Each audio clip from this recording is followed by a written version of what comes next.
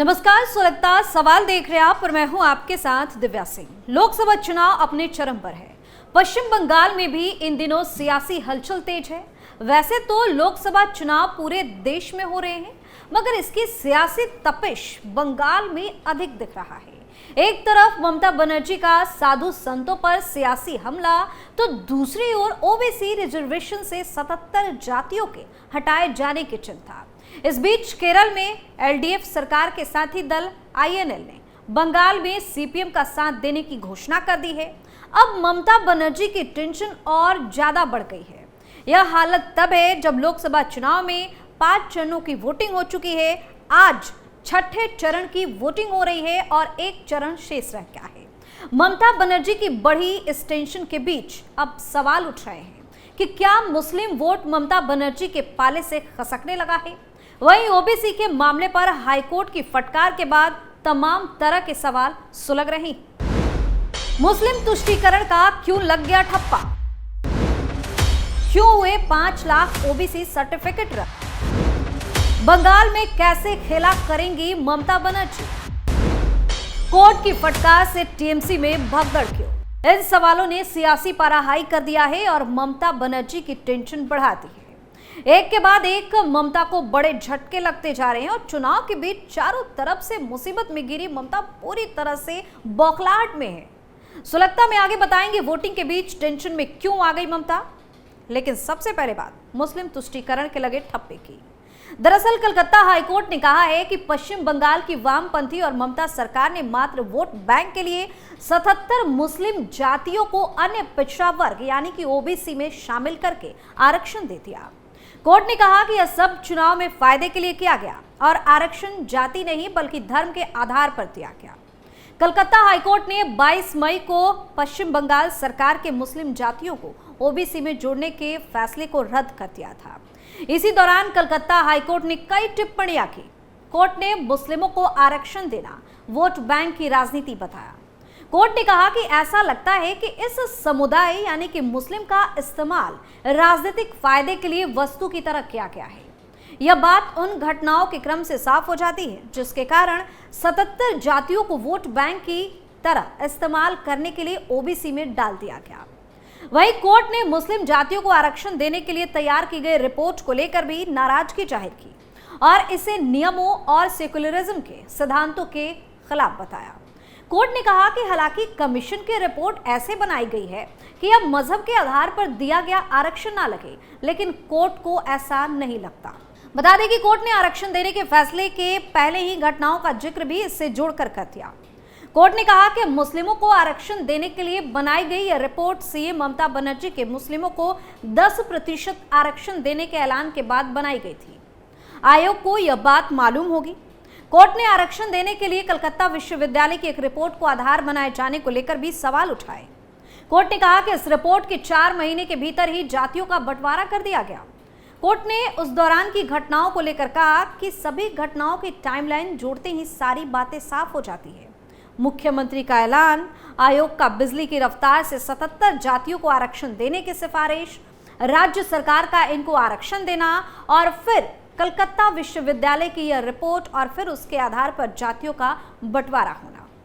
Court ने कहा कि इन बातों के आधार पर कहा जा सकता है कि यह आरक्षण केवल और केवल मजहब के आधार पर दिया गया। ममता सरकार के तरफ से कोर्ट के सामने दलील पेश की गई कि यह आरक्षण सच्चर समिति में मुस्लिमों की खराब हालत को लेकर आई बातों के बाद दिया गया। इस दलील को कोर्ट ने खारिज कर दिया और कहा कि सच्चर समिति पर केवल देश के राष्ट्रपति ही एक्शन ले सकते हैं, ना कि राज्य सरकार। कोर्ट ने इस दौरान इस आरक्षण को अन्य कानूनों और नियमों का उल्लंघन भी बता दिया। गौरतलब है कि कलकत्ता हाईकोर्ट ने बुधवार यानी कि 22 मई को पश्चिम बंगाल की सरकार के 77 मुस्लिम जातियों को ओबीसी में जोड़ने के फैसले को रद्द कर दिया था। इन मुस्लिम जातियों को 2010 में वामपंथी सरकार के दौरान ओबीसी में जोड़ा गया था, जबकि ममता सरकार में इन्हें नौकरियों में आरक्षण दिया गया। हाई कोर्ट ने 2010 के बाद जारी किए गए सभी ओबीसी प्रमाण पत्र भी रद्द कर दिए थे। हाई कोर्ट ने 2010 के बाद से अब तक जारी किए गए करीब 5 लाख ओबीसी सर्टिफिकेट रद्द कर दिए। वहीं पश्चिम बंगाल की मुख्यमंत्री और टीएमसी प्रमुख ममता बनर्जी ने कलकत्ता हाई कोर्ट के तरफ से साल 2010 के बाद ओबीसी सर्टिफिकेट रद्द किए जाने पर कहा कि वह सुप्रीम कोर्ट जाएंगी, इसे लेकर खेला होगा। ममता बनर्जी ने ये बातें कोलकाता में उत्तर संसदीय सीट पर पार्टी के उम्मीदवार सुदीप बनर्जी के समर्थन में आयोजित रैली के दौरान कही। आगे बीजेपी पर जमकर निशाना साधा और कहा कि लोग बीजेपी को वोट क्यों देंगे, 80% बेरोजगारी बढ़ गई है, वे सीए समान नागरिक संहिता ला रहे हैं, रेल बेच रहे हैं और लोगों को जेल में डाल रहे हैं, वो अकेले रहना चाहते हैं। अगर मोदी जीत गए तो यह आखिरी चुनाव होगा, एक राष्ट्र एक चुनाव की बात कर रहे हैं, इसका मतलब है कि यहाँ प्रेसिडेंट फॉर्म का शासन चलाना चाहते हैं। ममता ने सवाल किया कि अगर आपने इतना काम किया है तो आपको हर जगह अपना चेहरा क्यों दिखाना पड़ता है। मैं बीजेपी नेता को मिस्टर चार्ली कहती हूँ, अगर वे हार गए तो उन्हें हार्ली कहूंगी। आप लोग झूठे हैं, हम काम करते हैं और आप क्रेडिट लेते हैं, यह गारंटी केवल 420 है। वहीं दूसरी तरफ कलकत्ता हाई कोर्ट की तरफ से ओबीसी सर्टिफिकेट को रद्द किए जाने के मुद्दे पर बीजेपी ने ममता बनर्जी की अगुवाई वाली टीएमसी सरकार पर जमकर निशाना साधा है। कलकत्ता हाईकोर्ट के फैसले के कुछ घंटे बाद पीएम नरेंद्र मोदी ने दिल्ली में पार्टी की एक चुनावी रैली को संबोधित करते हुए कहा कि कलकत्ता हाईकोर्ट ने इंडी अलायंस को बड़ा थप्पड़ मारा है। पीएम मोदी ने कहा कि पश्चिम बंगाल सरकार ने गैर जरूरी और गलत तरीके से मुस्लिमों को ओबीसी में आरक्षण दे दिया। पीएम मोदी ने कहा कि यह सिर्फ वोट बैंक की पॉलिटिक्स के लिए किया गया। पीएम मोदी ने मुस्लिमों से अपील की कि वे आने वाले चुनाव में ऐसे दलों को पहचाने जो उनके साथ वोट बैंक पॉलिटिक्स खेल रहे हैं। पीएम मोदी के हमले के बाद साफ है कि बीजेपी आने वाले दिनों में इस मुद्दे पर और ज्यादा आक्रामक रुख अपना सकती है। ऐसे में देखना है कि पश्चिम बंगाल की मुख्यमंत्री ममता बनर्जी अपनी सरकार के फैसलों का कैसे बचाव करती नजर आती है। अब आपको बताते हैं कि चुनाव के बीच ममता की टेंशन कैसे बढ़ गई है। बता दें कि एक तो पहले ही इंडिया गठबंधन की नींव रखने के बाद भी ममता ने बंगाल में कांग्रेस और लेफ्ट के साथ चुनाव नहीं लड़ने की बात की। अब बंगाल में लेफ्ट कांग्रेस के साथ मिलकर ममता के खिलाफ मैदान में उतरने से मुस्लिम वोट बंटने का खतरा मंडरा रहा है। यही कारण है कि ममता शुरू से ही कहती आई है कि इंडिया गठबंधन में वो शामिल है, मगर बंगाल में सीपीएम और कांग्रेस भाजपा के साथ ही है। उन्हें डर है कि इसका फायदा भाजपा को अधिक होगा। हाल ही में मुर्शिदाबाद में वोटिंग के बाद ममता बनर्जी ने एक साधु पर सियासी हमला किया।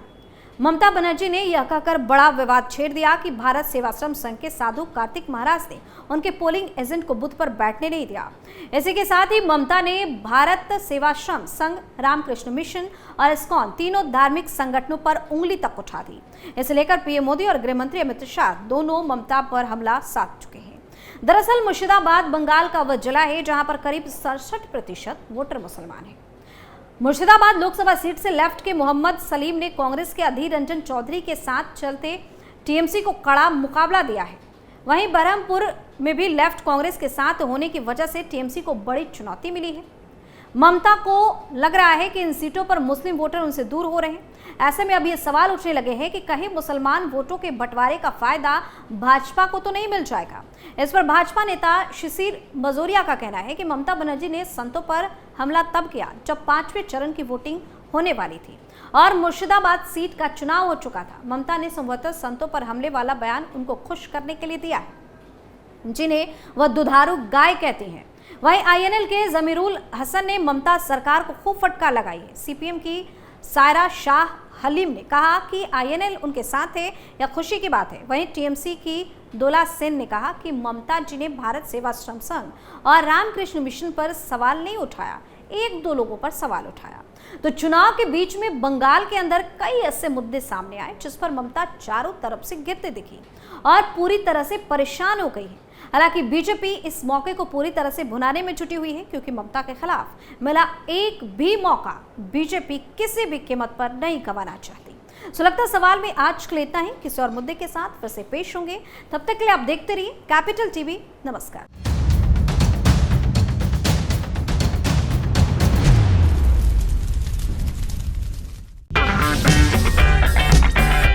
अगर आपको हमारा वीडियो पसंद आया हो तो इसे लाइक करें, हमारे चैनल को सब्सक्राइब करें और हाँ, बेल आइकन दबाना ना भूलें ताकि आप तक हमारे वीडियो की नोटिफिकेशन पहुंचती रहे। आप अपना सुझाव हमें कमेंट बॉक्स में दे सकते हैं। हमारे साथ जुड़ने के लिए शुक्रिया।